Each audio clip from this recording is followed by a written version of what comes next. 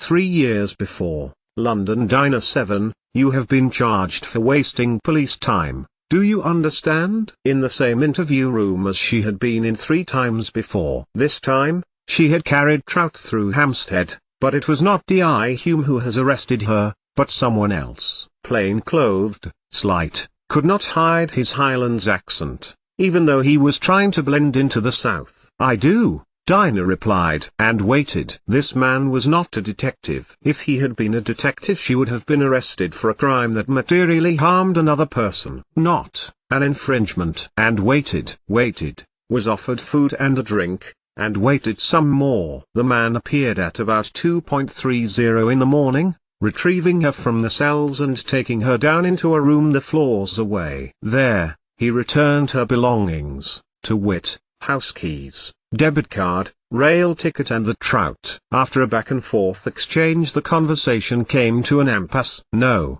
not an impasse, an understanding. You'll have to change your name, Dinah 7, he told her. As you have. That threw him. And Dinah went through the logic with him, placing him as having grown up 3 miles away from Harris, on the Isle of Lewis. I knew you could do that, he told her, for Dinah had been of interest since she had first been arrested and had associated her with Detective Inspector Richard Poole. That's not really my name anyway, Harris Lewis, she told him. He nodded, and pushed some photos across the table. Dinah scanned them, and looked at the images. Richard was on them, and she dragged her eyes to the other figures. Change it again, I will square it with Henry Holly. He took the photo away. It's Thomas Lewis, he added, his pride lightly indented. But he brightened. This woman was as bright as he believed. Brighter. All the credit to him. Why a broken bar? Dinah's voice trailed away, He needs me a broken bar. He needs you. But he doesn't know it. That picture of broken bar D.I. Poole was the man who figured it all, put together the evidence in front of him which brought about the downfall of this man. He held up the picture again,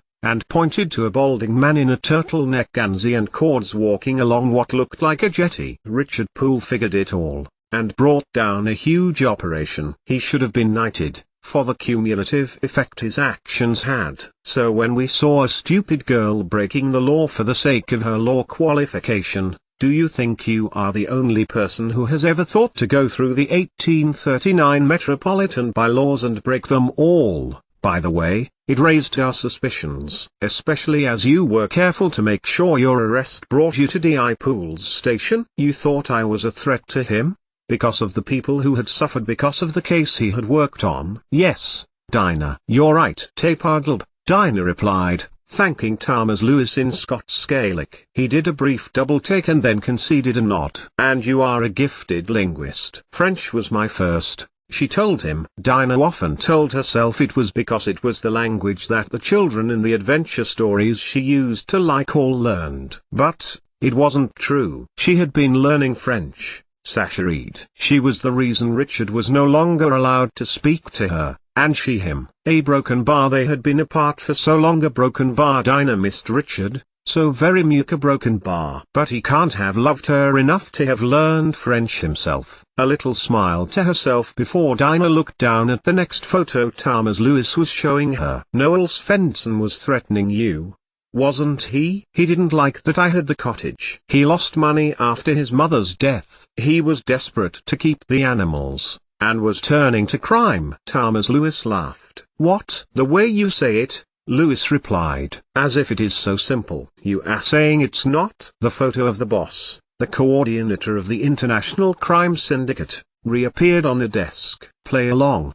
Go on with it. Our broken bar. Use any credit you may have had with him when you were younger. Agree. He examined her face. You have a name. It wasn't a question. Dinah smiled. Roberta Weymouth, she told him. I had some lovely fish and chips. The ones Dinah added, then looked at the interview table. Fancy some trout,